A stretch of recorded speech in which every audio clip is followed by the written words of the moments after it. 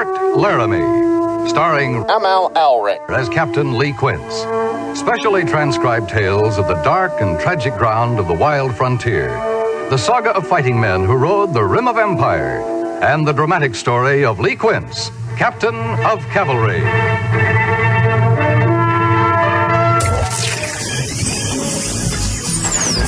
You asked interrogative Get your finger out of my face. Get your finger out of my face. Take the first shot, then, if you want to. Get your finger out of my face. It's gone. What are you doing? That is not paid for by them. That is paid for by the people of Detroit. Let me tell you something. You want to go right now? Okay? You want to go right now, Albert? That's not an echo you're hearing. Rob Walchek is actually still talking. So we tried to cut him off after last week's show, but he's still here. So Mark, if you could turn Rob's mic off, we'd appreciate that. This is a whole new show. This is your old pal ML Elric, investigative reporter at Fox 2, and your host here at ML Soul of Detroit, joined this week, as always, by Mark Fellhauer. In studio, we have Sean Windsor, who was able to make it back here from the Ivory Tower, or whatever they have over the Ivory Shawarma. Was it in the Ivory? Say what you think, please. Is this a shot that's falling flat? That's a shock. We're gonna edit this out. This is folks. You have no idea how many of these bad jokes never make it on the Sean air. won that with silence. And before he says something, I'm going to introduce Sean Mann, who is the one of the owners. And I guess, I don't know, can we call you the godfather of Detroit City Football Club, Detroit City Futbol League, fun soccer in Detroit? Or is that Dan Gilbert? I think it's still my title. Okay, now. yeah. No, I think Dan's going to have to take that from you, and he's not close. Although, is anybody concerned about what kind of condition Dan Gilbert's in? Very. I mean, initially they're like, he had a stroke at the hospital. They did a great job, and then we hear 3 days later. Originally it was stroke-like symptoms. Yeah. And then we hear 3 days later, he could hear me. He understood what I was saying. He was aware I was in the room. It's yeah. never a good sign, right? Yeah, no, I know. Is this Woodrow Wilson 2019? Is Mrs. Gilbert now going to run the empire? I mean, frightening, man. I don't know. Yeah, so we wish Dan well. I'm not sure that we're all in love with some of the deals he's cut, but we wish him well. I still want him to be healthy. Yeah, of course.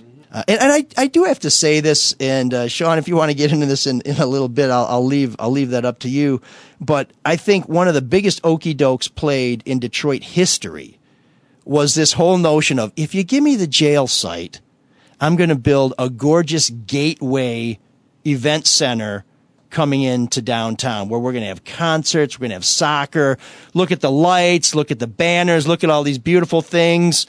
And as soon as he got the land swap from Wayne County, now it's going to be what? Ford Field. A hotel, an office plaza. I'll ask Sean the question. Do you think there was any seriousness to bringing an MLS team to the city of Detroit?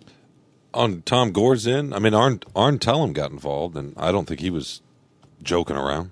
I mean, I think it was sincere on the Pistons end. Yeah, I think it was a sincere effort, and I would say it's still a live effort. I think anytime you have 3 billionaire families with their names attached to it, it's always going to have a pulse to it until some official announcement's made. But, yeah, I mean, it wasn't the effort that you've seen in other cities. It seemed half-assed. Well, and I think that's why other cities have passed it up and gotten picked over them. I think they really want to bring it here, but I think this notion that they're going to build that signature stadium on the jail site, that to me feels like a huge bait and switch, and I have yet to be convinced otherwise. And if you've ever driven into Toronto, you can see, I think at one time it was BMO Stadium, but it's a soccer stadium right on is it the St. Lawrence Seaway there, Lake Champlain? Ontario. Ontario. Okay, I'm not so good in geography. But you could have just said water. Well, I've been to Montreal. I get them confused.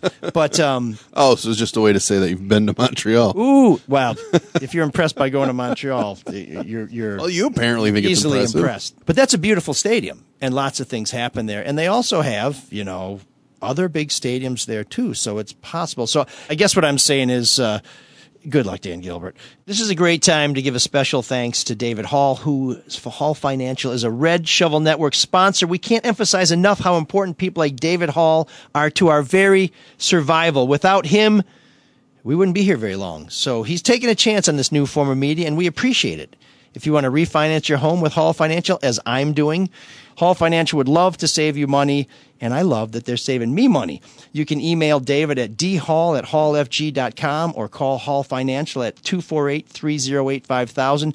Maybe it's your first home or your dream home. Maybe you want to take money out of your home. Give David Hall a chance and get lower rates, better options, and more personal attention. They have over 600 five-star reviews. That may even be higher now. Industry average for a refi is 44 days. Hall Financial averages 19 days. They will fight for you even if you have a dent in your credit history. Email dhall@hallfg.com or call 248-308-5000 and thank them for giving the Soul of Detroit a chance to stick around a while. Tell them ML sent you. And I should tell you about sponsors. We don't just take any sponsors. In fact, this show, more than any other, is very restricted. We can't take any sponsors for anybody with a political angle. We can't take any sponsors for anybody that I think I might do a report on at some point, which really narrows the sponsor field down quite a bit.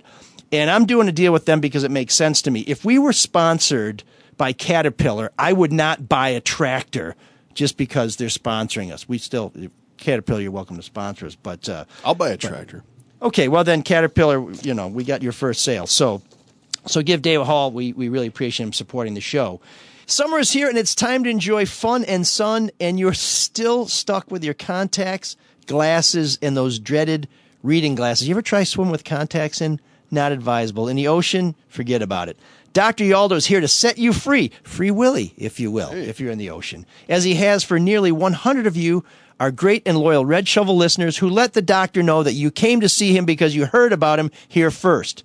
Dr. Yaldo's done 30,000 LASIK procedures, more than anyone in Michigan, and has the most advanced technology in the world of eye surgery. Unfortunately, there's been a lot of misinformation about the safety and cost of LASIK. I had mine done about 10 years ago, and it's doing great. It is, in fact, one of the safest of all medical procedures, and Dr. Yaldo's CATS Custom LASIK is the world's most precise that delivers amazing results, like better than 20/20 vision in most cases. His multifocal lens implants for people 45 plus get rid of reading glasses for good. That means not ever again, folks. The technology produces precision vision that few could have ever hoped to experience. And cost, don't believe the $299 hype by the national chains. It does cost more than that with Dr. Yaldo, but with the ML Soul of Detroit discount, Yaldo Eye Center financing, it's affordable for almost anybody. Get a free evaluation. Call 1-800-398-EYES. That's 1-800-398-EYES. Or go to yaldoeyecenter.com. Tell them ML sent you. We talk about the Soul of Detroit here. I want to tell you what it's like. I'm coming up on my 20th anniversary of moving home and living in Detroit, buying a house in Detroit. This is a great city. It's a great place. But every so often, it will get you. It will break your heart. It will make you wonder, why am I still here? And you need things to come along and reinvigorate you and remind you why this is such a great place. And there are two things that I really hold dear and have come to believe over 20 years of working as a reporter in this town. One of them is that City Hall is not going to help you. They should. They're supposed to. They take a lot of your money, but they're not going to help you. If you are going to get help, it's going to be you. It's going to be your friends. It's going to be your neighbor. So this is a city that encourages the pioneer spirit, if only out of desperation. The other thing is that you need something to keep you going every once in a while. And for me, about 10 years ago, I'd hit one of those points where I was like, what am I doing here? Was this the right move? And I was invited to play on the East English Village soccer team. And I had not played soccer since 5th grade, and it's evident to anybody who's seen me play. This was a way to bring people in neighborhoods together. Somebody knew I lived in the neighborhood. They knew I loved sports, and I played sports. They said, well, maybe this idiot plays soccer. I don't, but I do now, and I met so many people in my neighborhood. What position did you play? When I was a kid? Oh no, in this I league. played keeper. Oh really? My claim to fame was I stopped Rick Whitney on a penalty kick. Oh, and if you know Rick Whitney, as I'm sure Whitney. You do, yeah. He was an amazing athlete. Great guy. Stoned his ass. Maybe in the last. I know he's save still I ever talking made. about it too. He's in counseling. He's hurt by it. He's going to be okay someday. But Sean is the one who brought this together. It started with 10, 11 neighborhoods. Now we're up to, 36? Yeah, we're now at the 10th anniversary of the Neighborhood League, Detroit City Futbol League. And, yeah, that first year, as humble a start as it can be, I we played at Belle Isle. Belle Isle only had one set of goals that first year, so I actually made 2 sets of goals out of PVC pipe that I would drive around out of the back of my Sebring coupe. And if you remember, the first year, if a ball hit the goal would disintegrate. And Sure. Pause the game to reassemble it. My kicks wouldn't have done that, but the other guys, yeah. But and women, it's co-ed. yeah, I moved down into Southwest Detroit by Clark Park. 11 years ago. And after a year living there, I got to know some neighbors, certainly younger neighbors, and we were boarding up houses all the time. And Saturdays were spent, mowing vacant lots, immediate remediation on vacant homes. It was a slightly different time, certainly in that neighborhood, and it was a good group of folks, but it was also kind of depressing, spending all your free time boarding up houses. So I was trying to think of a fun way to engage neighbors that didn't involve, blight Boarding up remediation. houses, yeah. So I had lived in Europe for the last few years before I came back to Detroit, and I really That's even further away than Montreal.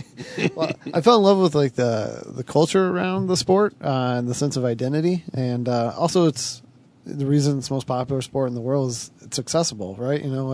Right. As long as you can A ball and a patch of grass. Yeah. Some PVC piping. and run or jog or walk, whatever, you can play it. And hand-eye level coordination isn't even a factor, right? So this is more about community organizing and getting folks in the neighborhood out and meeting each other than it was about soccer. Soccer is just the platform. But now it's turned into the Detroit City Futbol Club, which played at Cass Tech for a few years, moved over to Keyworth. And I should, in the interest of full disclosure, let you know that I'm one of, a couple hundred people who invested in the Keyworth Rehabilitation Project. 499. 499. So we've all committed some money to Keyworth with no promise that it would be returned. In fact, the money is being returned at an alarming rate, which is great. So I have a minimal financial stake in the well-being of Detroit City Futbol Club. So I just want that to be up front.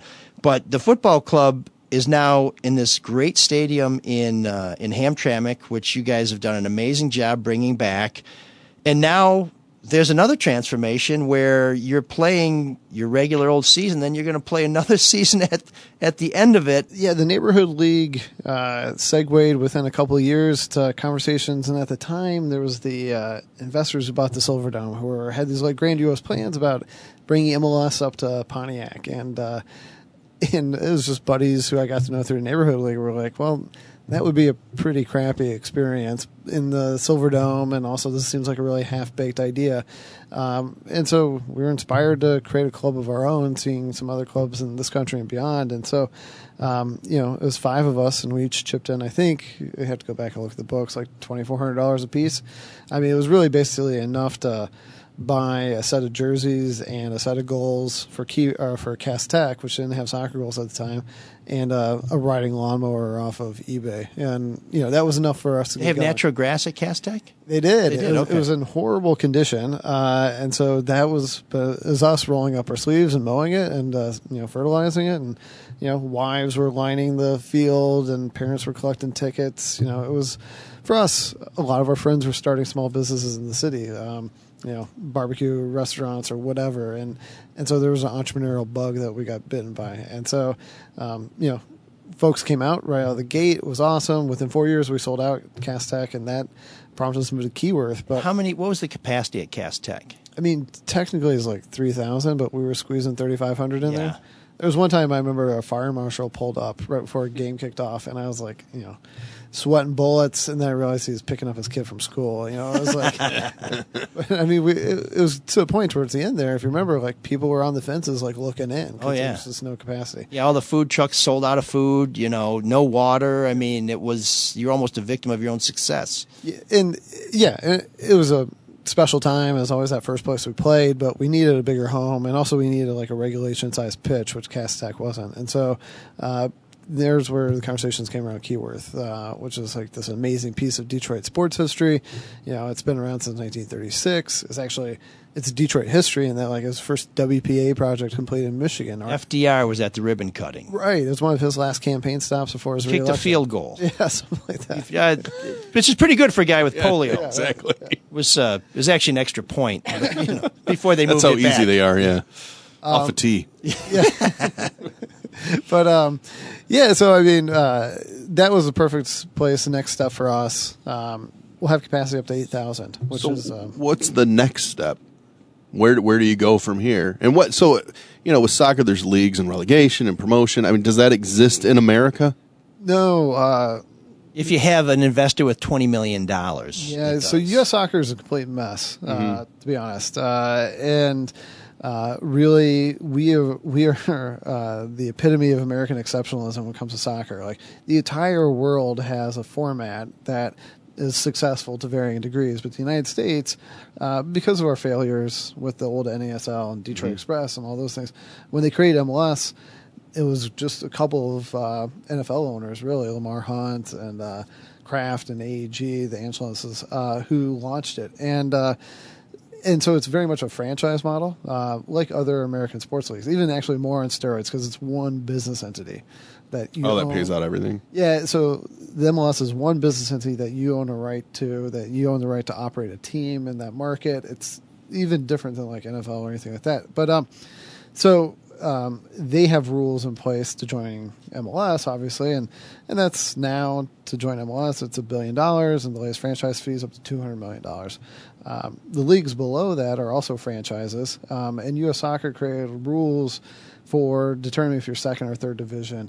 Well, the thing is, there's no point to divisions in American soccer because there's no promotion relegation like you would have in the rest. So it's just a moniker, So it's regional based. What's happened is there's a group of us teams who, really don't think that model makes sense. Like, we meet all the standards of the league below Major League Soccer.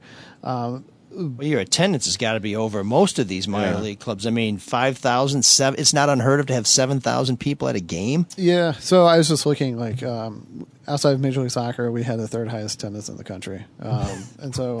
Wow. Five Shemps from Detroit put together this team, and now they're bringing in more people than just about anybody else. Yeah, and so we don't meet the standards because we're just five guys, right? And like, one of the most important standard for American soccer is that you have a net worth of at least $20 million to own a professional soccer team. Well, so it doesn't fail, right? Yeah, because anything that came up organically would fail at some point. I mean, at the same time, like, if you're worth $20 million and your team's losing $1 million a year, eventually the wife's going to say, "Hey, I'm not going to lose a house in Florida, give up the soccer team," right? And that's all too often the case. The average American soccer team only lasts a couple of years. Well, we're going on year 8. And we've gotten to the point where we've outgrown our current league, and so we've teamed up with some other teams across the country, and there's 11 of us, and we're launching a new league with professional rosters in August. So this year, just so folks know, you're going to finish the season the way you've been doing it for the last 8 seasons, with your college kids, other guys who come in and play, sort of basically an amateur model. Yep. And then in the beginning of August, you have another season. Right. With the new, same coach, same management, but now players are going to be paid. You're going to be traveling. I mean, it's That's 2 seasons in one. Yeah. By the way, is that covered with my gold ticket? Do I get both? Hey! One whole year. You're all I told them no. Best deal in Detroit sports. But now that's a whole different level. You're paying players. You got to come as a fan. You're responsible for it. Is there much fear to that, or are you fully comfortable doing that? Yeah, I mean, it's a new challenge for sure. And because we are normal guys, we have that extra burden of, like, we can't run a deficit, right? Like, most American sports teams are running in the red, and, they're an offset for other, tax liabilities. Well, the things that grow those leagues is, gambling and then television. Yeah. So would somebody televise the professional league, the one that starts in the August? Not this season, but we're working. I mean, frankly, we're getting away from broadcast, and it's more streaming platforms, right? Mm-hmm. I mean, and especially soccer, that's where the sport's heading in a lot of ways. But yeah, for us, it's ticket sales. It's the only problem with that, though, is nobody really runs into it. Nobody sees, what is this on Channel X? I'm just going to put it on for a while and get sucked. That's how I got sucked into soccer. Years ago, it was just on.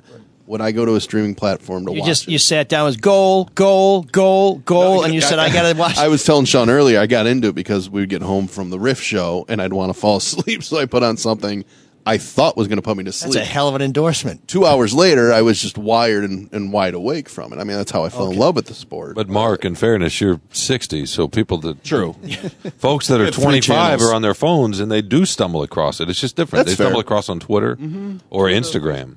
And Facebook. Like, we've Yeah, been exactly. streaming on Hey, Facebook. people use and- Facebook still? Yeah, we get huge Old folks numbers. like us. Yeah, people scroll through their feed and our game pops up. But yeah, no, that was my same experience. Like, I grew up in Livonia and came early 90s, come home, high school, and there it was on ESPN was Champions League matches. And, it's Wednesday afternoon at 3 o'clock, and you're like, why is the stadium packed with people? And they're going crazy. And you counter that to, like, the sporting events you're used to, and you're instantly gravitate towards it. And I think that's where American soccer is now. Like, you got 4 times as many people watching Premier League matches on Saturday morning than they are MLS on the same day in prime time.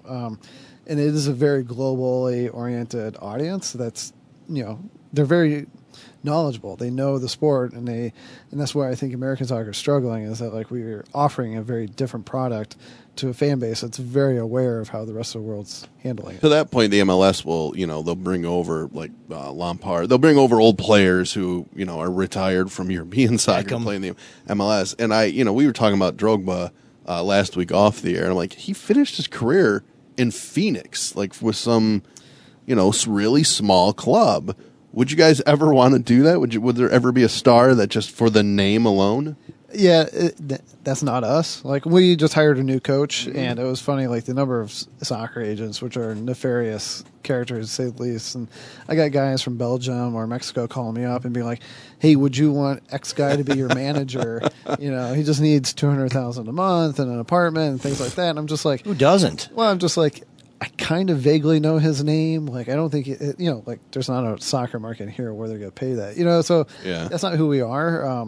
We're never going to have the best product on the field, like, but we're going to have a captivating product, and I think we can offer The experience. Exactly, Yeah. I think we offer a game day experience that sets us apart, and that's our value proposition. Absolutely. The Northern Guard. I mean, this is so. When you had the team over from Northern Ireland a year or so ago, one of the things their supporters said was, not only do we have nothing like the Northern Guard, we legally can't, because our fans get carried away. Hooligans? Yeah, and these guys are, I don't want to call them fooligans because they'll come after me. They're already their language is already so salty, but they have that passion, that madness for the team, for the social opportunity, but they're respectful. They don't grab people from the other stands and start beating their ass. You don't see, the English guys going after the Italian guys. It's not Protestants versus Catholics, right? That's true. Well, there's that in Northern Ireland, but certainly these. No, not here. Here, though. Yeah, no, but I mean, but in some of these other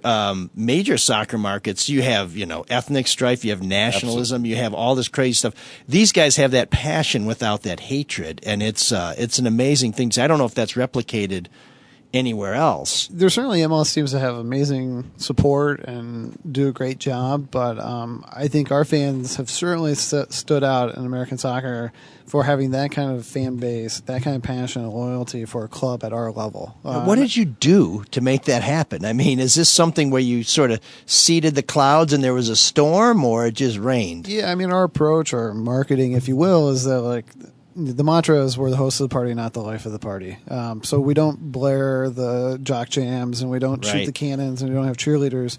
I got to ask you about a cannon before I forget, but go ahead. So, but no, what we did was we had soccer supporters who, similar to us, grew up watching, supporters overseas and TV, and I think they wanted that kind of similar experience. And so, we have a. So they adopted you.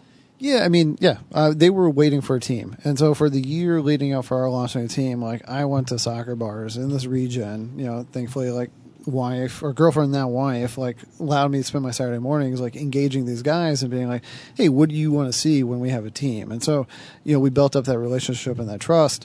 And frankly, people came out of the woodwork. We had no idea who they were. And, like, it's not, if I thought we'd ever have a supporter group, it's not what it would have looked like. But man, like, I think the way we've approached it and the way they've embraced it, it's created a sense of ownership in the club. And so from a legal perspective, our Michigan LLCs, I own 20%, my partners all own 20%, but, like, everybody in that sports section feels like the destiny of our club is in their hands, and it is.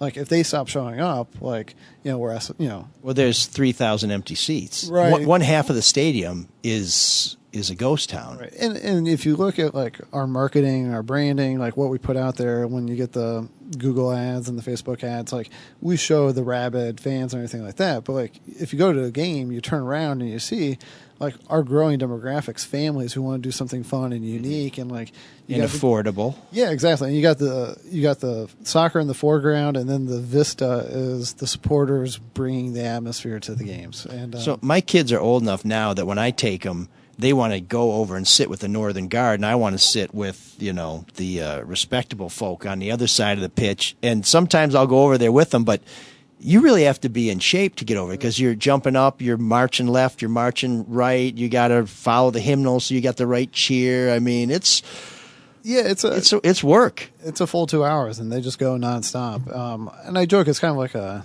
Cezanne painting, right? Like from afar, there's like beauty to it, but up close, it's just like ugly dots. And and so like when you get in the middle there, it's you call it ugly. Yeah, I mean, I can call them out right now, like by name, but like I mean, it's a sweaty. You guys know where you live. Yeah, it's a sweaty mess. But to what you were saying before, like I mean, I think there's a notion in America of like soccer hooliganism and violence from the '80s that we saw on TV and nightly news.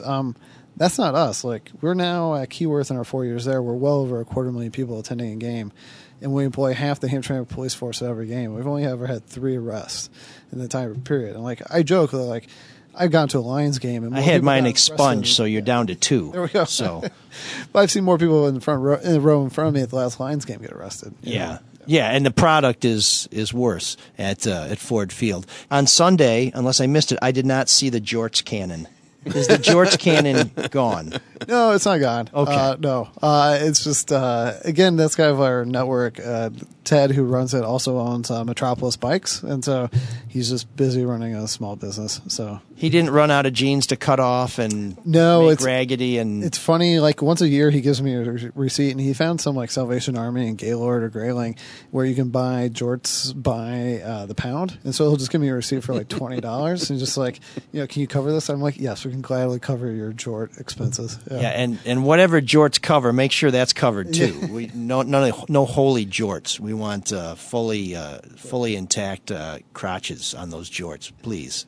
One thing that Arn Tellem told me when I was writing about the popularity of soccer and the interest in the MLS was the craving of an authentic experience and the movement in downtown Detroit. Do you feel like the timing of that with that young support, you were getting kind of aligned in a way?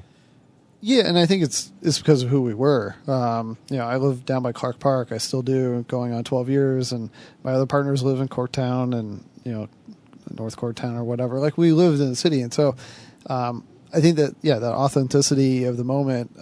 We said like there was a moment going on in Detroit, especially like 10 years ago, where despite everything that from press headlines about how negative it was, there was a core of us who saw opportunity, and so those were our friends starting businesses. So first year, if you recall, like, we're just an idea and less than, a $10,000 investment. So like GM wasn't putting their logo on the front of our jerseys, right?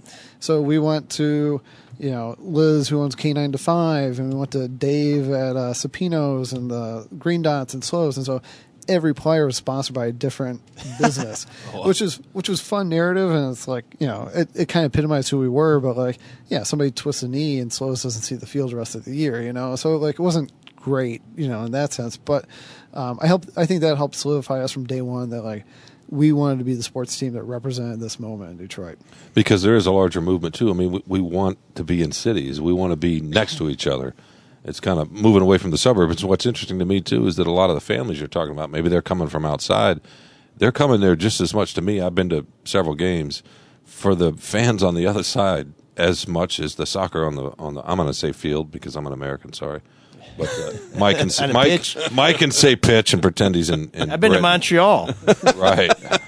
It's hockey it's up Le there. Pitch. Yeah, right. But in any case, do you have that sense that the experience of the Northern Guard is drawing in for fans sure to see the Northern Guard? Yeah, it's the atmosphere, right? And I'm a Tigers fan, Lions fan, but like it's a totally different experience, right? Comerica Park right now is not a place I would call lively, right? And it was funny. Vacant is a word that comes to mind. I got a email the other day that it was funny. It was somebody complaining about Northern Guard, which surprisingly we don't get as often as I think people would think. And the email was very earnest, and it was, the Northern Guard is too much energy. It is too exciting. It is a distraction. I can't enjoy the soccer. It's just too much energy. Lighten up, Francis. Well, I was kind of like, I appreciate the guy expressing his sentiment, but I also just wanted to redact his name and be like, this is like the best advertisement. Like, what sporting events right now are that exciting? And it's not because they turned up the decibel. Yeah, I got my daughter for Christmas an F-bomb tank top for now, and she was thrilled. And she plays soccer,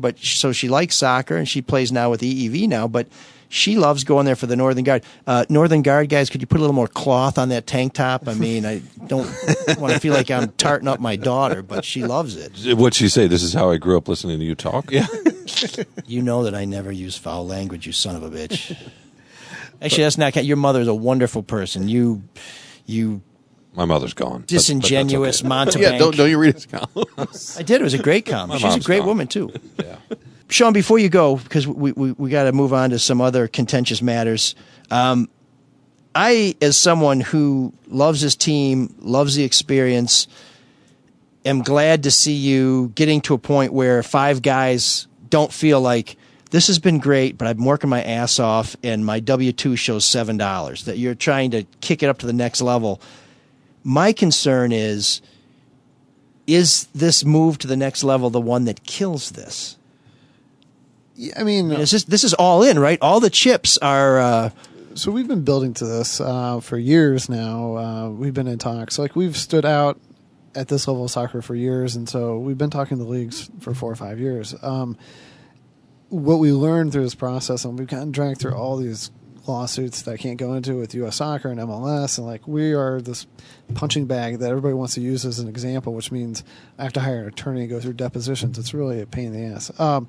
But all we can do is control what we can. And so, we've strategically made an investment in the field house. It's an indoor facility that gives us revenue year round. We built out the bar restaurant space in there, which awesome. Yeah. And it's fun. And it's also, we're making traction with like corporate events, which, again, it's like, it's a rock in a very, very choppy waters of U.S. soccer that like gives us some stability.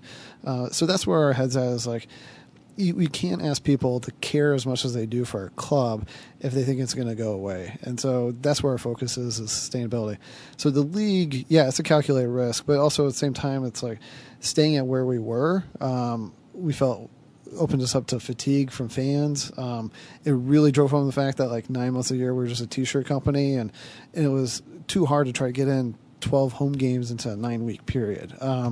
So that wasn't sustainable. So we really wanted to also get to a point where we're playing other teams across the country with other fans. And that opens up the doors for us as well for higher, better corporate sponsorship, partnership opportunities.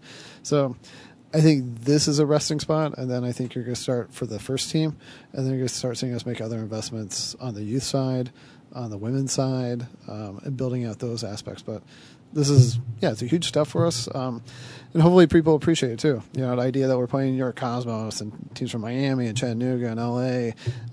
And now the Detroit soccer brand is going across the country, and not just online, but actually in person. I think it's pretty exciting. Well, on behalf of the fans more so than the investors, good luck. Don't blow it. I won't change my mind on anything, regardless of the facts that are set out before me.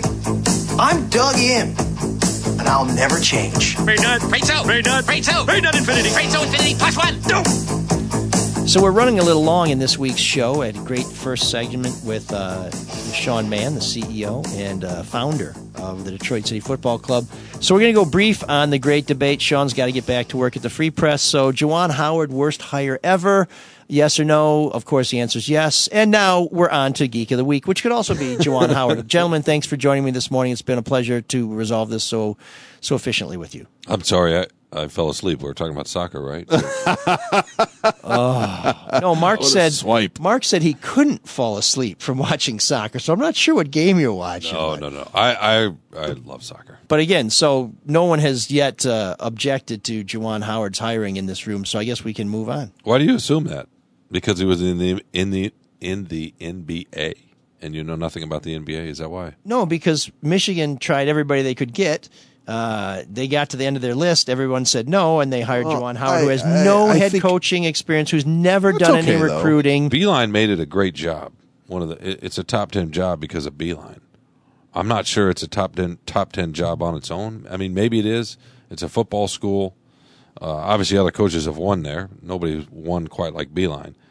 But I think there are a couple of reasons. That was a women's softball school. Yeah. Just based on success on the baseball field. now, too. Baseball, too? Yeah. Carol Hudgens is a pretty good coach, no? Yeah. I would say there are a couple of reasons fans got excited. One, it is this and the Glee idea. Club is non-Perial. Right. Well, that's true. Do they have a Glee? They're so miserable in Michigan State. Do they have a Glee Club? I'm just asking. I don't know. Carry on. Ignore him, Sean.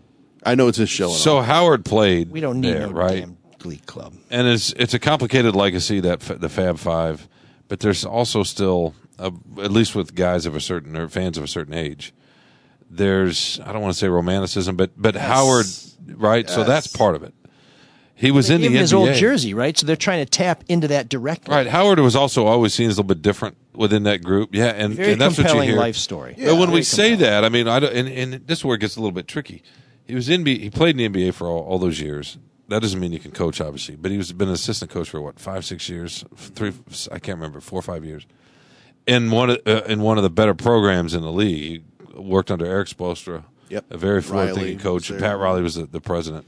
And so the assumption that he doesn't know what he's doing, and I'm not saying there is that assumption, but when we talk about Howard, we say, great guy, or we say, maybe he can be able to recruit. In fact, he just offered a 5-star kid out of, I think, California. Yes.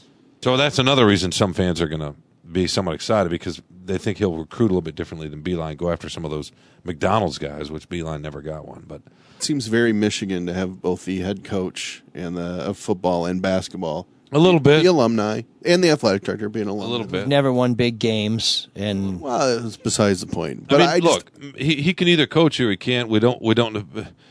To assume one way or the other. That pretty much narrows it down. No, he can either but coach that he doesn't know strategy or offense or what is. I mean, that's silly. It's fair to say, can he recruit because he's never done it? Can he run a college program and kiss up the donors and all that because he's never done it? But all those NCAA rules, like when can you tweet to a kid, when can you visit a kid? I mean, there's a lot to learn. But now, the I'm sure analytical part of this, of course he can do this. He was getting interviewed in the NBA to be a head coach, right?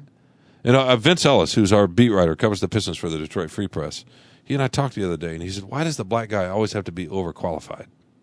That was his, and it's interesting. But why is it saying that you're underqualified if you haven't been a head coach? I mean, that's pretty fair, especially in college. John Beeline had been a head coach from high school all the way up. All he's ever been. Yeah. And Beeline's regarded as one of the best sort of analytical minds in the modern history of the game, and Howard's following that. So there's going to be, some questions regarding that, obviously. But I talked to let me change the subject just slightly for you, Michael. Well, but it seems silly to bring race into it because Michigan has had a history of hiring black coaches, giving people a chance. I mean, Brian Ellerby, no, for sure, no, and Tommy Amaker, no, for sure. But I think Vince was talking about certain words he sees in coverage that he would say are coded words. Well, and maybe they're not. Maybe it's not. Maybe that's not fair. But I'm just talking about his perspective. I talked to a coach at Michigan State about this, assistant coach up there. So you're getting some wisdom. Yes. Okay. And his and I'm going to write about this at some point. But his thought was, first of all, and this is a direct quote: "I am going to root like hell for Juwan Howard." Mm-hmm. Right? Because first of all, he's the only black coach in Big Ten. In the Big Ten. Blows my mind. And his point, the assistant coaches, his point was, when a black coach takes a job like this, it's not just about him.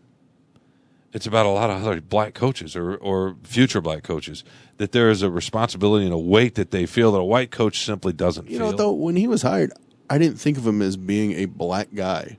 I just didn't. I just thought of him as I'm just being explaining Juwan their Howard. Perspective, though, right? Well, I get that. I find that really interesting, the coded words that you were mentioning. Did the same thing happen when Chris Mullen was hired at St. John's?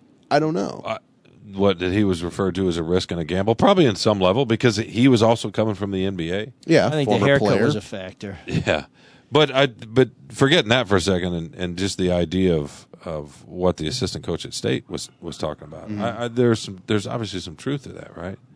That you're not just trying to have success at the program. You're trying to make sure you kick doors open down the line for those that are behind you in a very specific way. Well, I think there's certainly, listen, racism exists, so let's not pretend that it doesn't. But I think there are concerns about Juwan Howard's ability to succeed that have nothing to do with race. But when you look at, so let's look at Michigan State. Michigan State won a national championship in 2000, hasn't won one since. Tubby Smith won a national championship at Kentucky and was gone real soon. I do think the white coaches who have success can ride on that a lot longer than some of the non-white coaches. Why is that? Is that because of donors? Is it just societal racism? I think it's just that it's an institutional level kind of way of thinking, and it's almost a subconscious thing, right? On some levels. And think about this: you get back to Michigan State. Izzo's had 8 coaches leave, 4 white, 4 black. And if you look at the jobs the white guys got and the salaries attached to those jobs versus the black coaches got, and this is part of the conversation I was having the other day, and it is interesting. And then you get the second chance if you fail, like Kevin Ollie. That's true. That's true. Tubby ended up in Minnesota. That's been true in the NFL, especially. Yeah. Uh-huh. It's a great thing to me that Howard is getting a chance. The Big Ten has 14 teams. It's ridiculous that there hadn't been an African-American coach in a 14-team league when the teams they're coaching are majority black. Is Juwan going to be a Patrick Ewing type coach where, Ewing's struggling a little bit at Georgetown, or is he going to be more like Penny Hardaway, who's kind of rebuilt? Well, Penny Hardaway has to win first. Yeah, but he can recruit. He's recruited. No, he's sure recruited. And I would guess he'll continue to be able to recruit like that. So where are we on this? Juwan Howard, good hire, bad? Not strictly on coaching. Let's forget about, saving the world and all that other Ann Arbor kind of stuff. I think it's an interesting hire. I think it's above average. I think it's a really interesting hire with a pretty high ceiling. I got to tell you, Okay, I'll say this: it's a very exciting hire. Like, I'm far more excited to see what's going to happen with him than I would be if it was who's the guy from Providence? Ed Cooley. Or what about Laval Jordan if they'd promoted him, or Luke Yakic? That would have been safer, right? Yeah, but this is way more. This is sexier, and because he's a Fab Fiver, former NBA player, former. Well, I'll give him some free advice on behalf of all reasonable people. Keep Chris Webber the hell away from that program, please. I guess maybe in the end we all kind of agree on behalf of East Lansing. I'm thrilled with the Juwan Howard hire. Mark seems to be happy with it, and Sean characteristically can see it both ways. Oh, man, the geeks have inherited the earth. Did I do that? What a dork. Does him wanting to play with us again mean that he's turning into a geek, or we're turning into cool guys? So this is a little weird because if you believe the politicians, I'm the prime beneficiary of this insurance reform that's supposed to lower rates by 15 to 50% or whatever they're saying. And I'm going to tell you, the Geek of the Week this week is, I don't know, what is it, 149 geeks. That's 110 people in the State House, the 38 senators, and our governor, Gretchen Whitmer, because this is not how you run a democracy. This is not how you make reform. This is not how you do public policy by excluding the public. These guys come up with a bogus plan. They tweak it. They shove it to the governor, and the governor says, problem solved. And yet we don't know how they've solved it. We don't know how it's going to benefit us. And the only way we can expect any kind of for sure savings is they've written into the legislation for 8 years, you have to save money. But wait a minute. They just acknowledged that they did something wrong that would drive prices for insurance up immediately right now, and they went back to fix it. Well, why didn't you catch that the first time? You know why? Because you did something that people who ride motorcycles know is a bad idea. You overrode your headlights. You went too fast, so you couldn't see what was around the corner. And I suspect this won't be the only problem they have to fix. It's a really interesting issue because it's one that I'm not paying attention to because insurance is such a grudge purchase. It's something you have to have.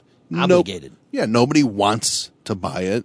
Nobody wants to use it, right? Yeah. You don't ever want to use insurance, but you have to pay for it. And you feel like you're getting a bad deal no matter what insurance you buy because it sucks. That being said, same goes with how bills are passed. You feel like so detached from it. It's interesting that they would do it in a fashion that makes the public even more detached, because the watchdogs, people like you and Fox 2 and the Free Press, they're not privy to it because it's going so fast. Right. So there's no public hearings. So I guess there's like a 1 hour sort of perfunctory public hearing. You can't see which lobbyists are testifying for it. You can't see which industry groups are going in to put their 2 cents in. Which is the real reason they're doing it this way. Right. Because those people are testifying, but they're testifying behind closed doors and maybe with open checkbooks. I used to cover the State House in New Hampshire, and one year they added to the insurance laws that you had to treat mental health ailments the same way you had to treat physical ailments. And people came from all over the state to testify before the state Senate, and the stories they told were incredibly moving. And at some point, there had been so many stories that were somewhat similar that the state senator who was running this hearing said, we have a saying here in the Senate that when you have the votes, stop talking and vote. I'm telling everybody here, you have the votes. We are going to do what you want us to do. But if you want to keep talking, we will sit here and listen. And people did want to talk. But that was so telling to me, because basically he said, listen, if the public wants to talk until it's blue in the face, our job is to sit here and listen to you, even when you've carried the day. In this case, blue in the face, well, somebody blew something in our face, but it's not what you want. That's the precise reason Democrat, Republican, Conservative, Liberal, why they all generally hate government, because it looks like they're trying to do something behind our back. Yeah, this is not... Because it's in their own self-interest, not the public's. This is not government for the people, by the people. This is government to the people. So, Michigan state lawmakers, congratulations. You're going to have to split the prize money a bunch of different ways, but maybe you can make up for that with some insurance savings. You are our Geek of the Week.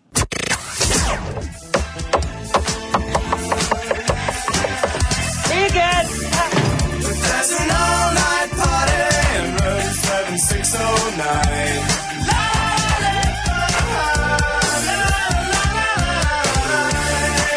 And you can dance together all night if you've got the time.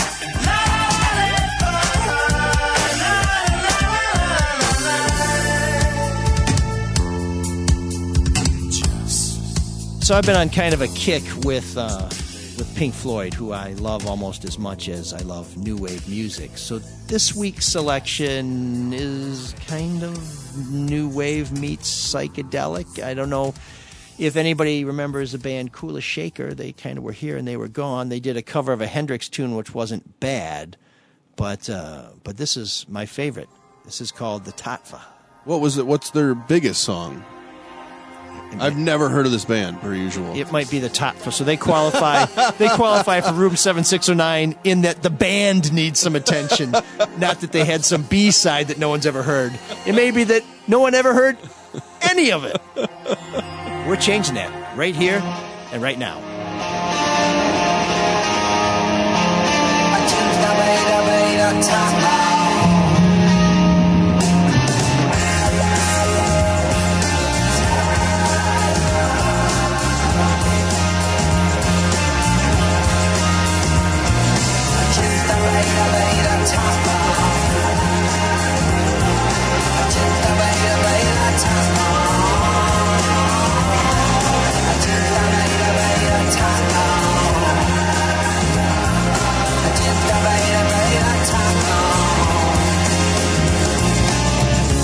Like the flower and the scent of summer, like the sun and the shine. Well, the truth may come in strange disguises. Send the message to your mind.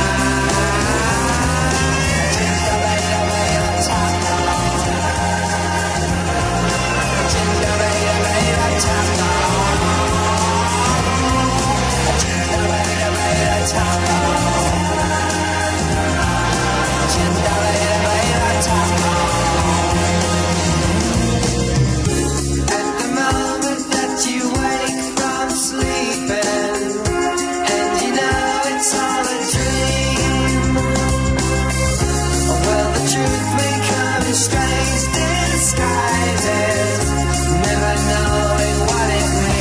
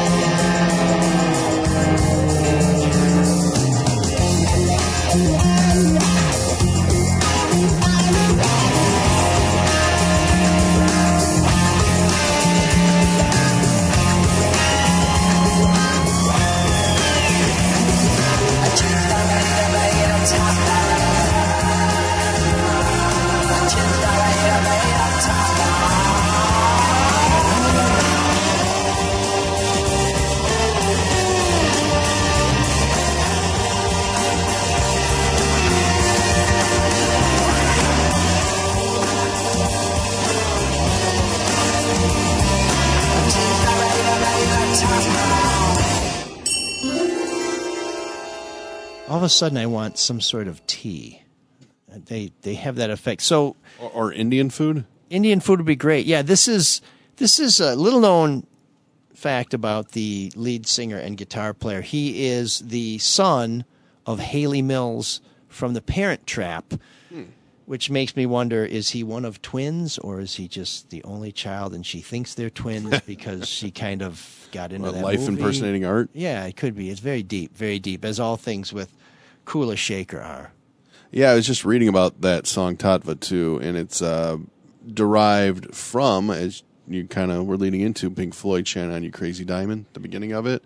And ironically enough, they recorded it, I believe, in Gilmore's studio. Oh, really? See, yeah, so there's a lot of connections there. I didn't know that. I was on sort of a Pink Floyd kick for the last couple of weeks watching documentaries, and I've always been fascinated by Syd Barrett. But yeah, Dave Gilmour just launched a podcast where he starts off in the first episode. I know. More competition. Everybody's getting in the game. Close so the pool.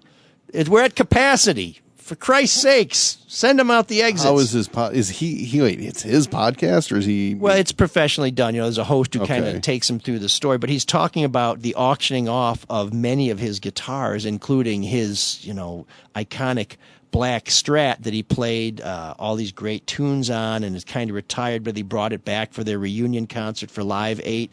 And it's very interesting, and I think it's very noble that he's auctioning off these guitars to raise money for good causes, but he keeps referring in the podcast to, they're just tools of the trade. I've had my time with them; they've done what they can, and now it's time for somebody else to enjoy them. Okay, and by enjoy them, I presume he means to play them. And the one thing the questioner didn't ask, see, you'll always get the tough questions here on Soul of Detroit. One question my friend across the ocean didn't ask is, if you think these guitars still have some life in them, why are you auctioning them off? Because there's no way that some shredder is going to buy this guitar. It's going to be some rich tool who's going to put it on the wall and have it dusted every once in a while, or they're going to put it in the corniest restaurant in the United Arab Emirates, right next to the ski jump, which shouldn't be there. The Planet either. Hollywood. Yeah, and it's just ridiculous. But okay, well, that's a whole. Well, maybe that's a whole maybe there show. should be a caveat. Whoever buys it has to write a song with it. Oh boy, I don't know if you got multi-million dollars and you didn't make it writing music. I'm not sure I want to turn you loose on David Gilmour's axe, but He's got to know better than that. That's not what's going to happen to it. It's going on a wall. yeah, I imagine Polly told him that David, there are an awful lot of guitars out in the shed, and so now And this is the special one. Now there won't be. But hopefully David Gilmour keeps making music, because if he inspired one good song, that might have been it. So Kula Shaker, thank you kindly. We want to hear from you if there's some songs you'd like to hear in the future on Room 7609. If you have some nominations for Geek of the Week, or if you have a subject you'd like us to kick around in the great debate, you can reach us at ml@soulofdetroit.com. You can call us at 313-288-9070 and leave a message. That's 313-Butterfield-89070. And we want to read some of our emails that we've gotten. In fact, 7609, something of on social media, people are debating it. Some people say it's the worst part of the show. Some people, we do have a slider. You can just get past it if you're kind of... What? No, don't even care. They have to listen. No, you have to listen to it. Exist. Punks. And Ann writes us to say she wants to let me and Mark know how much she's enjoyed listening to Soul of Detroit as a transplanted Metro Detroiter living in Metro Nashville. I appreciate the topics you cover. One of my favorite segments is Room 7609, since I went through my late teens and early 20s listening to the post-punk and new wave music. So there, mean people. And Mark is... I don't know. Mark is kind of like the Sean of commenters. He's mean and nice. He's not happy that we picked the video game that assassinates journalists as Geek of the Week. He says that we must be okay with video games that allow people to kill cops, soldiers, hookers, innocent people, kids, pets, etc. No, we're not okay with that. How about don't kill anybody unless they're like certified real badasses? But he ends his email with, keep up the good work. I am enjoying your show. So, Mark, we appreciate your prevarications, your maybe that's not the right word, your ability to see both the good and the bad. And Julie writes to thank me for the story I did, the investigation that appeared on Fox 2 about Judge Green. Yes, that's right. The judge who is accused of covering up the abuse of her grandchildren by her son. Since we did that story, we've also reported on Fox 2 that she has been removed from the abuse and neglect docket until further notice. So I'm surprised she was removed as fast as she was. I think the They're chief doing the right judge had thing some there. concerns, and she may yet get back on there, but he's going to do some more research before deciding that. Julie thanks me for that story. Says she wants to hug me, so maybe we'll have maybe we'll do a remote somewhere with a hugging booth. And says, you are rescuing children, really. So, Julie, we appreciate you listening. We appreciate you watching. And we'll have more stories on Fox 2. We'll have more stories here on the Red Shovel Network, which, of course, consists of Eli's No Filter Sports with Bob Page and Denny McClain, the No BS News Hour with Charlie Duff, and our flagship, the Drew and Mike podcast. You have been listening to the Red Shovel Network. We appreciate your time. Please support our sponsors. And Cyrus, get us out of here. Can you dig that? Can you dig it?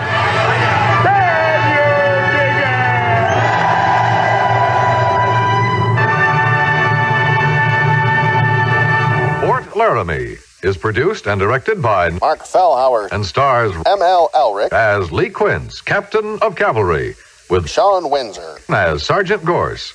The script was specially written for Fort Laramie by Kathleen Height. Featured in the cast were Jack Moyles and Harry Bartell.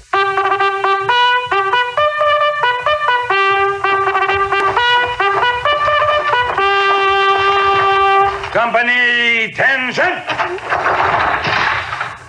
Dismiss!